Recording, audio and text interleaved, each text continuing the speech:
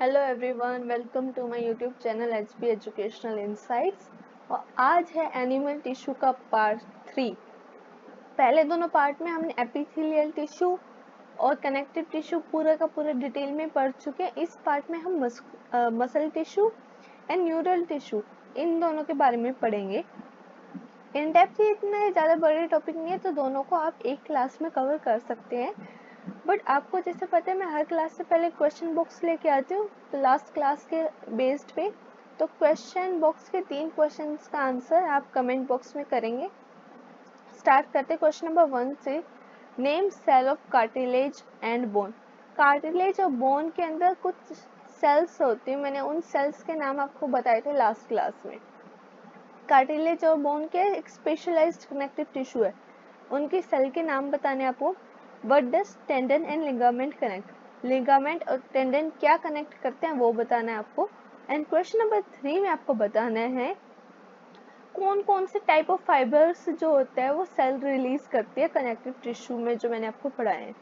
ठीक है, उन दोनों दो टाइप मैं आपको बता देती हूँ। 2 टाइप के फाइबर रिलीज करते हैं, उन दोनों फाइबर्स के नाम आपको कहाँ पे लिखने, कमेंट बॉक्स में लिखना है। चलो आगे आज का टॉपिक से स्टार्ट करते हैं। मसल टिश्यू से सबसे पहले। Each muscle is made of many long cylinder fiber arranged in parallel array. These fibers are composed of numerous fine fibrils called myofibrils.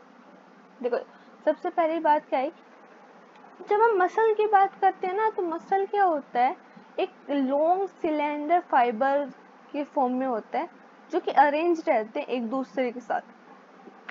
खुद सारे मिलके एक like a bunch of fibril मिलके एक टाइप की मसल बनाते हैं। एक फाइब्रिल को क्या बोलेंगे, मायोफाइब्रिल। ठीक है, मसल फाइबर जब कॉन्ट्रैक्ट करते हैं तो क्या होता है, उनकी लेंथ क्या होती है, शॉर्टन। और जब वो रिलैक्स करते हैं तो उनकी लेंथ वो क्या होते हैं, लेंथन हो जाते हैं, मतलब उनके साइज जो होते हैं वो इंक्रीज हो जाता है।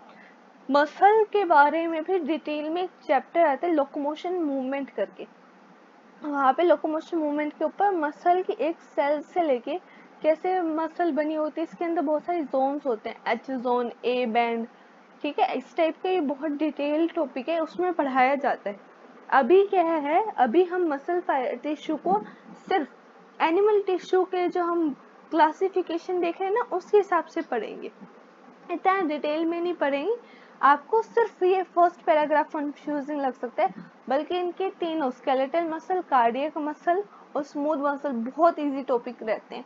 बिल्कुल आपको एक बार पढ़ते ही समझ में आ जाएंगे ये बात। बट ये एक बार हम वापस से रिपीट कर लेते हैं, अगर किसी को थोड़ा बहुत भी कंफ्यूजिंग है यहाँ पे। Each muscle is made of many, मैंने क्या बोला, एक बंडल है, तो many long cylindrical fibre arrange in parallel. कैसे एरे में अरेंज होते हैं, पैरेलल एरे में। These fiber are composed of numerous fine fibril. जो फाइबर है वो भी किससे मिलके बने हुए हैं, फाइब्रिल से, जिनको हम बोलते हैं myofibril.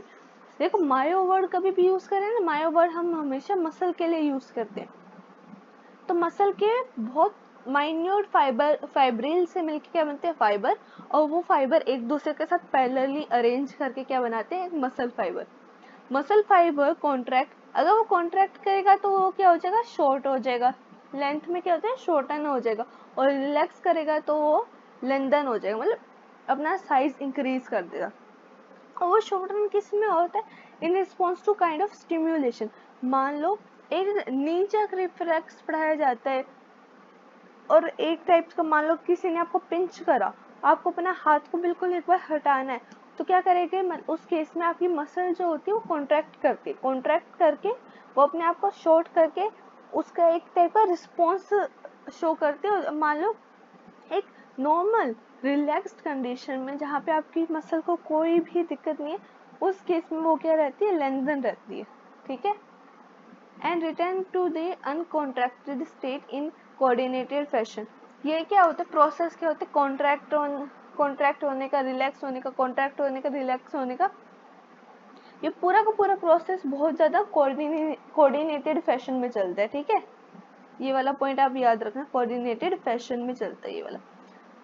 Their action moves the body to adjust to the changes in the environment and to maintain the position of various parts of the body. एक है नॉर्मल सी बात लिखी हुई है कि आपका बॉडी मूवमेंट क्यों दिखा रहे हैं. हमारी बॉडी एक काइंड ऑफ मूवमेंट, एक जगह से दूसरी जगह का लोकोमोशन वगैरह क्यों दिखाती है, क्योंकि हमारी बॉडी को कुछ बेसिक नीड होती है हमारी बॉडी को मसल्स को मूवमेंट करने के लिए. इसलिए हमारी बॉडी ये सारे काइंड ऑफ स्टिम्युलेशंस वगैरह दिखाती है.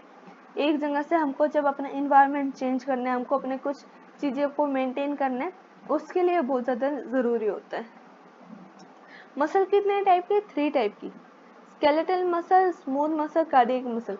जो क्वेश्चन आएगा ना आपका, ये इसके आगे वाले पार्ट से आएगा. अभी तक जो मैंने आपको बोला उसमें से अभी तक के मेरे एक्सपीरियंस पे कोई क्वेश्चन नहीं आए. क्वेश्चन आते हैं आगे वाले पार्ट से जो मैं अभी बताऊंगी. और ये पार्ट अगर आपने यहाँ से देख लिया तो लोकोमोशन एंड मूवमेंट वाले चैप्टर में बिल्कुल सेम डिट्टो यही पार्ट पढ़ाया जाता है. उस टाइम पे आपको बहुत ईजी हो जाएगा ये पार्ट समझना. Skeletal muscle tissue is closely attached to skeletal bones. Skeletal का मतलब क्या होता है?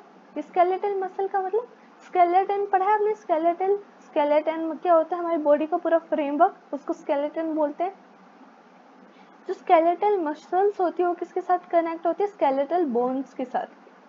स्केलेटल बोन्स क्या होते हैं? हमारी जो नॉर्मल हैंड की, लेग की, फोर आर्म्स की जो बोन्स होती है उसको क्या बोलते हैं? हम स्केलेटल बोन्स बोलते हैं. In a typical muscle such as biceps की मसल्स होती है. बाइसेप आपको पता है. स्ट्राइएटेड. ये पहले इसको पढ़ाने से पहले मैं क्या करती हूँ, आपको एक बार डायग्राम दिखा देती हूँ. फिगर 7.7 का पार्ट ए देखो. स्केलेटल मसल्स, आपको स्ट्राइएशन दिख रही है? आपको यहाँ पे ये लाइन आपको मैं करके दिखाती हूँ. यहाँ पे एक बार मार्क देखो, इस वाले पोर्शन पे आपको ये स्ट्राइएशन दिख रही है? लॉन्ग लॉन्ग ऐसे ऐसे करके, है ना. ये क्या है? ये एक टाइप का क्या है? स्ट्राइएशन. मतलब एक टाइप की यहाँ पे लाइन जो खींची हुई है वो ही होती है स्ट्राइएशन. अब इसको पढ़ते हैं आगे. स्केलेटल ये तो पढ़ लिया. In a typical muscles such as biceps, striated muscles, skeletal muscles are bundled together in parallel fashion. ये देखो, ये एक दूसरे के साथ पैरेलली अरेंज्ड है ना. 1 2 3 4 ये सारे के सारे आपको एक बार पैरेलली अरेंज्ड दिख रहे होंगे. ये तो यही बोल रहा है कि ये सारे के सारे बंडल एक दूसरे के साथ कैसे अरेंज्ड है? पैरेलल फैशन में. और यहाँ पे एक वर्ड यूज करा गया है स्ट्राइएटेड या स्ट्रिप्ड. इसका मतलब क्या है? ये जो मैंने आपको स्ट्राइएशन मार्क करवाया ना, जो लाइन लाइन से खींची हुई है, इसे क्या बोलते हैं? स्ट्राइएशन. स्ट्राइएटेड मसल्स हैं ये, क्योंकि इन मसल्स के ऊपर जो हमारे स्केलेटल मसल्स है उसके ऊपर एक टाइप की ऐसे ऐसे लाइंस खींची हुई है, इसे स्ट्राइएशन कहते हैं. और इसलिए हम इसे स्ट्राइएटेड मसल्स भी कहते हैं. A sheath of tough connective tissue encloses several bundle of muscle fiber. एक है sheath of tough connective tissue. क्या होएगा?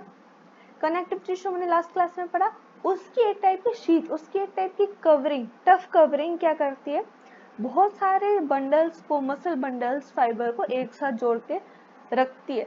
और उसका काम क्या होता है? ताकि सारे के सारे मसल फाइबर एक साथ रहे और मसल एक प्रॉपर कोऑर्डिनेटेड फैशन में काम कर पाए. ठीक है. और ये कहाँ कहाँ मिलेगी? बोन से अटैच्ड मिलेगी, स्ट्राइएशन शो कर रही है और पैरेलली अरेंज होगी. स्मूथ मसल्स के बारे में पढ़ते हैं. Smooth muscles fibre taper at both and. ये टेपर का मतलब क्या है? सेकेंड क्या आती है? Smooth muscle fibre. Taper at both and मतलब फ्यूजिफॉर्म. मैं आपको ये बना के दिखा देती हूँ क्या बोलना चाह रही हूँ मैं. देखो, अगर कोई चीज देखो बिल्कुल ऐसे पत्ते जैसे, जहाँ पे आगे जाके दोनों के दोनों मिल रहे हैं, इसे क्या बोलेंगे? Tapered. Fused at one end. और ये क्या होता है? टेपर्ड होता है बोथ एंड पे. ये वन एंड पे नहीं, बोथ एंड पे क्या होता है? टेपर्ड होता है, फ्यूजिफॉर्म होता है. इन दोनों का नाम याद रखना है. And do not show striation. कि इसमें ये जो धारियां, अगर लोकल लैंग्वेज में बोले तो इसके ऊपर धारी बनी हुई है, जिसको जो मार्किंग्स है, क्या आप इसे स्मूथ मसल में देख पा रहे हो? नहीं ना. तो do not show striation. Striation show नहीं कर पाती है. Cell junction hold them together. हमने जंक्शन पढ़े थे अलग अलग टाइप के. ये जंक्शन क्या करते हैं, इनको एक साथ रखते हैं, hold them together, they are bundled together in a connective tissue sheath. ये भी एक टाइप से बंडल होते हैं टुगेदर, किसके साथ, कनेक्टिव टिश्यू शीथ के साथ। क्या हमने इसमें भी कनेक्टिव टिश्यू शीथ पढ़ा था जब हम स्केलेटल पढ़ रहे थे? हाँ, स्केलेटल के टाइम पे भी हमने कनेक्टिव टिश्यू पढ़ा था, इसके टाइप पे भी कनेक्टिव टिश्यू शीथ प्रेजेंट है। The wall of internal organ such as blood vessel. देखो कहाँ कहाँ प्रेजेंट होती है, स्केलेटल तो हमको पता चल गया भाई, बोन से अटैच्ड होती है और हमारे स्केलेटल सिस्टम को सपोर्ट करती है, मूवमेंट लाने में काम आती है, हमारे हाथ की मूवमेंट होगी, पैर की मूवमेंट होगी, ये सब काम में क्या आती है, स्केलेटल मसल यूज आती है। स्मूथ मसल कहाँ प्रेजेंट होती है, क्या काम आती है, ये सारे का सारा स्मूथ मसल क्या होते हैं, इंटरनल बॉडी पार्ट्स में प्रेजेंट होती है, इंटरनल ऑर्गन जैसे ब्लड वेसल्स में प्रेजेंट होती है, स्टमक। देखो आपको बहुत बार महसूस करोगे कि आपके स्टमक में हल्की हल्की मूवमेंट सी हो रही है, बहुत बार पेट खराब होता है बहुतों का, तब मूवमेंट होती है, आपको कुछ खाने को नहीं मिल रहा, आप बहुत हंगर में हो, तब एक हंगरी हो आप, तो तभी एक टाइप की मूवमेंट दिखाई देती है। तो स्टमक के अंदर भी क्या होती है, स्मूथ मसल्स प्रेजेंट होती है, इंटेस्टाइन के अंदर स्मूथ मसल प्रेजेंट होती है। They contain this type of muscle tissue. Smooth muscle are involuntary. Involuntary का मतलब होता है, देखो यहाँ पे एक पॉइंट इन्होंने नहीं लिखा, मैं यहाँ पे ऐड कर देती हूँ, क्या कि जो हमारी स्केलेटल मसल होती है ना, वो वॉलेंट्री मूवमेंट शो कर पाती है। कैसी मूवमेंट, वॉलेंट्री। एक मिनट, ये साइज इसका चेंज कर दो।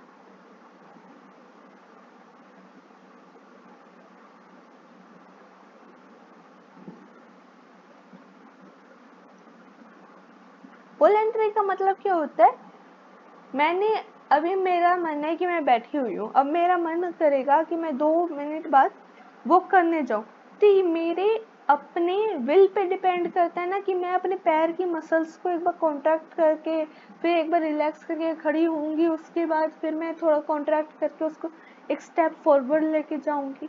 ये सब किसकी नीड के ऊपर है, मेरी वॉलेंट्री विल के ऊपर है, ठीक है। ये अपने आप नहीं हो रहा, ये मैं चाहूंगी, मैं अपने हाथ को मूव करना चाहूंगी, मैं अपने पैर को मूव करना चाहूंगी, तभी होंगे। तो मतलब जो मेरे कंट्रोल के अंदर है, जिसे मैं कंट्रोल कर सकती हूँ, वो होते हैं वॉलेंट्री और इनवॉलेंट्री। क्या मैं चाहती हूँ कि मैंने खाना अभी खा लिया, बट मेरे को अभी एनर्जी की नीड नहीं है, मेरे को एनर्जी की नीड ना 4 घंटे बाद है, तो मैं चाहती हूँ कि 4 घंटे बाद वो फूड डाइजेस्ट हो, क्या मैं वो कंट्रोल कर सकती हूँ? नहीं। वो सारा काम जो हम कंट्रोल नहीं कर सकते अपने विल के साथ, वो होता है इनवॉलेंट्री।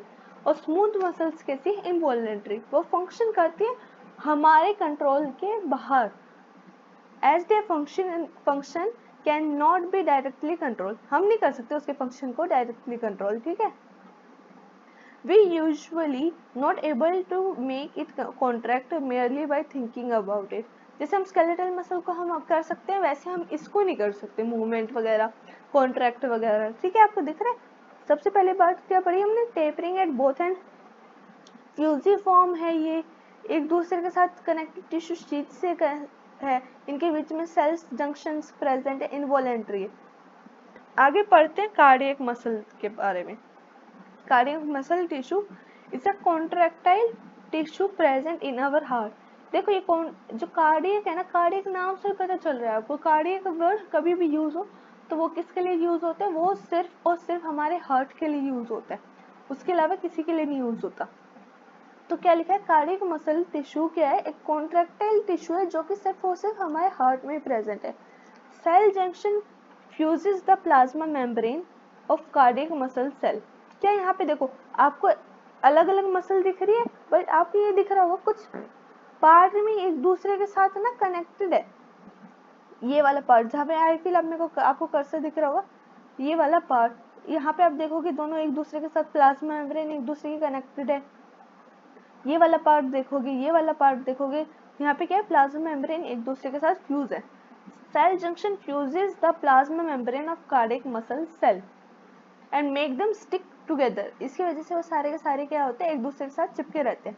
कम्युनिकेशन जंक्शन, ये वाली बात याद रखना, कम्युनिकेशन जंक्शन जिसे हम क्या बोलते हैं, intercalated disc at some fuse at some fusion point allow the cell to contract as a single unit. देखो हमारा जो दिल होता है ना, वो धड़कता है तो एज ए सिंगल यूनिट धड़कता है, ऐसे नहीं धड़कता वो कि इसका सिर्फ एक पार्ट, कि सिर्फ एक कॉर्नर ही मतलब बीट कर रहा है या कॉन्ट्रैक्ट कर रहा है और दूसरा पूरा हार्ट पे एक स्टिमुलेशन तक नहीं जा रही, ऐसा नहीं होता। अगर कोई आपकी ऊपर वाली, देखो आपने पढ़ा होगा हार्ट के बारे में, ऑरिकल वेंट्रिकल, अगर ऑरिकल कॉन्ट्रैक्ट कर रही है तो as a single unit contract करती है, उसके ऊपर का एक भी टाइमिंग ऊपर नीचे हो गया तो बहुत ज्यादा क्या हो सकता है, रिस्की हो सकती है, ये तो आपको पता है। कम्युनिकेशन जंक्शन प्रेजेंट होती है जिसे हम क्या बोलते हैं, इंटरकैलेटेड डिस्क। ये वाला वर्ड जो ब्रैकेट के अंदर लिखा है प्लीज इसे अच्छे से याद रखना। Which one cell receive a single signal to contract, जब अगर एक भी सेल कोई सिग्नल रिसीव कर ले टू कॉन्ट्रैक्ट तो क्या करते हैं, its neighbouring cell also stimulates to contract, तो उसकी नेबरिंग सेल भी क्या करती है, कॉन्ट्रैक्ट करना स्टार्ट कर देती है। सिर्फ अब न्यूरल टिश्यू पढ़ा है, बचा है थोड़ा सा, यही पढ़ना बाकी है। और ये भी इनवॉलेंट्री होते हैं, ये भी आप याद रखना, इनवॉलेंट्री। क्या हम अपने दिल की धड़कन को या हमारे दिल की बीटिंग को आप अपने खुद के वॉलेंट्री कंट्रोल में कर सकते हो? नहीं नहीं, मेरे को तो नहीं अभी कॉन्ट्रैक्ट करना अपने दिल को, मेरे को तो अभी थोड़ी देर बात करना, अभी मेरे को कोई नीड नहीं है, ऐसे नहीं कर सकते ना, ये तो 24/7 हमेशा ही काम करता है। न्यूरल टिश्यू क्या है, exert the greatest control over the body responsive। ये क्या, न्यूरल टिश्यू क्या करता है, सबसे ग्रेटेस्ट कंट्रोल हमारी बॉडी पे, हम कैसे एक्ट कर रहे हैं, ये किसके ऊपर होता है, न्यूरल टिश्यू के ऊपर। ठीक है, आप क्या बोल रहे हो, आप क्या सुन रहे हो, आप कैसे रिएक्ट कर रहे हो, ये सब किसके थ्रू होता है, न्यूरल टिश्यू के ऊपर, है ना। इसीलिए लिखा हुआ है greatest control of the body responsiveness. Responsiveness किसमें होगी, कि आप रिएक्ट कैसे कर रहे हो, इन सब चीजों पर सबसे ग्रेट कंट्रोल होता है न्यूरल टिश्यू का। To changing condition neuron the unit of neural system are excitable cell. ये क्या है लिखा है, न्यूरॉन क्या होता है, न्यूरॉन एक बेसिक यूनिट है, स्ट्रक्चरल फंक्शनल यूनिट होती है न्यूरल टिश्यू की, एक पूरे नर्वस सिस्टम की। न्यूरॉन के थ्रू ही हमारे जो सिग्नल्स होते हैं वो एक पॉइंट से दूसरे पॉइंट पे हम ट्रांसफर कर पाते हैं। और ये सेल कैसी होती है, एक्साइटेबल सेल। एक्साइटेबल सेल का मतलब होता है कि इसके पास जो सिग्नल्स आ रहे हैं या कोई भी रिस्पॉन्सिवनेस आ रहा है, ये एकदम अपने आप को क्या कर लेगी, उसके अकॉर्डिंगली रिएक्ट करेगी, उस स्टिमुलेशन को लेगी, आगे पास करेगी, ये सब। ठीक है, the neuroglial cell which contribute the rest of the neural system protect and support the neuron। हाँ देखो, एक तो न्यूरॉन हो गया, आपको ये फिगर दिख रही होगी न्यूरल टिश्यू की 7.8, एक तो न्यूरॉन हो गया, उसके आसपास में आपको कुछ ब्लैक कलर के डॉट्स और खाली स्पेस दिख रहा होगा, वहां पे क्या प्रेजेंट होते हैं, वहां पे क्या होती है, न्यूरोग्लियल सेल प्रेजेंट होती है। ये देखो, उसका काम ये होता है कि rest of the neural system को प्रोटेक्ट करना और सपोर्ट करना न्यूरॉन्स को। ये न्यूरॉन है, ये बहुत ही ज्यादा सॉफ्ट एंड डेलिकेट होते हैं। और मैं आपको एक एक्स्ट्रा पॉइंट बता दूं, अगर कैसे कहीं भी किसी भी सीवियर केस में, किसी भी एक्सीडेंट की वजह से आपके न्यूरॉन डैमेज हो गए, कोई न्यूरॉन आपकी सेल डेड हो गई, अब वो उसको वापस से मतलब उसके एक न्यू सेल बनाना बहुत ज़्यादा डिफिकल्ट होता है। तो न्यूरॉन वगैरह अगर किसी भी एक्सीडेंट वगैरह के थ्रू डैमेज हो जाते हैं ना, तो बहुत सीवियर हो जाते हैं, क्योंकि अब वो अपने आप को एक बार अगर डेड हो गए तो वापस से न्यू न्यूरॉन जनरेट करना और उसको सर्विस में लाना बहुत ज़्यादा क्या हो जाता है, मुश्किल हो जाता है। आगे पढ़ते हैं, इसका काम क्या होता है, न्यूरोग्लियल सेल का ये इतने डेलिकेट जो न्यूरॉन्स है उसको प्रोटेक्ट करके रखना, सपोर्ट करना। Neuroglial make up more than 1/2 of the volume of the neural tissue of the body. अगर 50% मान लो न्यूरॉन है तो 50% से ज्यादा, मान लो हाफ हाफ में आप बांट लो, अगर न्यूरॉन हाफ है तो न्यूरोग्लियल सेल भी उतनी ही होगी, उतनी ही नहीं बल्कि उससे ज्यादा होगी, मोर देन हाफ। यहाँ पे आपको दिख रहा होगा मेकअप मोर देन 1/2, 1/2 से ज्यादा है। अगर 49 अगर न्यूरॉन है तो 51% या 52% आपकी क्या होगी, न्यूरोग्लियल सेल्स होगी, क्योंकि आपको प्रोटेक्शन की ज्यादा नीड है वहां पे। When a neuron is suitably stimulated and electric disturbance is generated.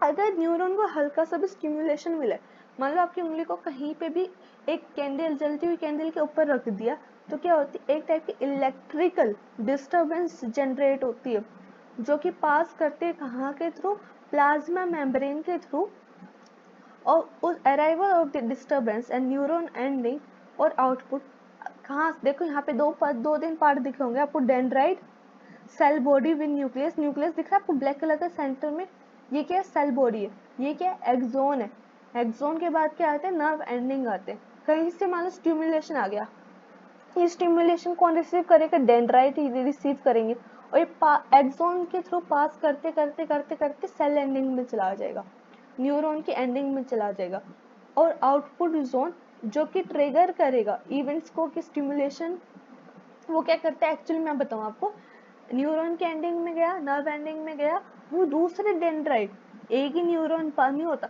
हजारों लाखों मिलियंस ऑफ न्यूरॉन्स होते हैं वहाँ पे, नेक्स्ट वाले को स्टिमुलेट करेगा, वो नेक्स्ट वाले को स्टिमुलेट करेगा, और स्टिमुलेशन क्या होगी, आपके स्पाइनल कॉर्ड के थ्रू आपके ब्रेन तक पहुंचेगी, वहां पे प्रोसेस होके वापस से ब्रेन से सिग्नल कहाँ जाएगा, आउटपुट की तरफ। आउटपुट क्या है, मेरे को अभी कैंडल, जलती हुई कैंडल से अपना हाथ हटाना है, वो आउटपुट है, ठीक है। Arrival of the disturbance at the nerve ending और output zone trigger event that may cause stimulation और इनहिबिशन ऑफ एडजेसेंट न्यूरॉन और अदर सेल। इसी की वजह से आगे का पूरा फंक्शन ये लिखा हुआ है कि उसकी वजह से आगे का पूरा फंक्शन, क्या आपको अपने हाथ को वहीं पे रखना है, क्या आपने अपने हाथ को हटा लेना है, आगे क्या होएगा वो सब क्या डिसाइड करेगा, वही कौन डिसाइड करेगा, न्यूरॉन के थ्रू पास करते करते आपकी आगे की नर्व एंडिंग के थ्रू पास करके आपके आगे का ब्रेन या स्पाइनल कॉर्ड के थ्रू डिसाइड होता है ये सारी चीजें। इसके लिए भी अलग से चैप्टर है, ठीक है, न्यूरॉन नर्वस टिश्यू के ऊपर। अभी बात करते हैं कि जो हमने क्वेश्चन बुक से क्वेश्चन पूछे थे आपको। सबसे पहला क्वेश्चन था name cells of cartilage and bone. Cartilage के सेल को बोलते हैं कॉन्ड्रोसाइट एंड बोन के सेल को बोलते हैं ओस्टियोसाइट्स, है ना। What does tendon and ligament connect. Tendon का काम क्या होता है, मसल को बोन से कनेक्ट करना, और लिगामेंट का काम क्या होता है, बोन को बोन से कनेक्ट करना। ये दो काम आप समझ लीजिए एक बार, ठीक है। थर्ड क्या है, name the type of fibre. कौन कौन से type of fibre connective tissue में रिलीज होते हैं। मैंने दो बताए थे, एक बताया था मैंने कोलेजन और दूसरा बताया था मैंने इलास्टिन, दो टाइप के फाइबर, ठीक है। आई होप ये आज की क्लास समझ आए, बहुत छोटी सी क्लास थी ये, और आज हमारे पूरा चैप्टर कंप्लीट हो गया।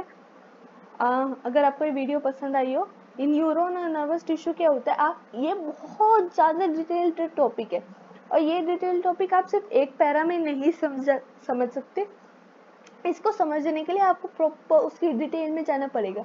अभी के लिए सिर्फ बेसिक ये याद कर लेना कि न्यूरॉन एक्साइटेबल सेल होती हैं, और उसमें क्या होते हैं, उसकी जो सपोर्ट करती है, प्रोटेक्ट करती हैं, वो कौन होती है, न्यूरोग्लियल सेल्स होती है। इतना अभी तक आप याद रखें। अगर आपको ये पसंद आई ये वीडियो तो प्लीज़ इसे लाइक, शेयर एंड सब्सक्राइब करें। Thank you so much for your time. Bye bye. Thank you, bye.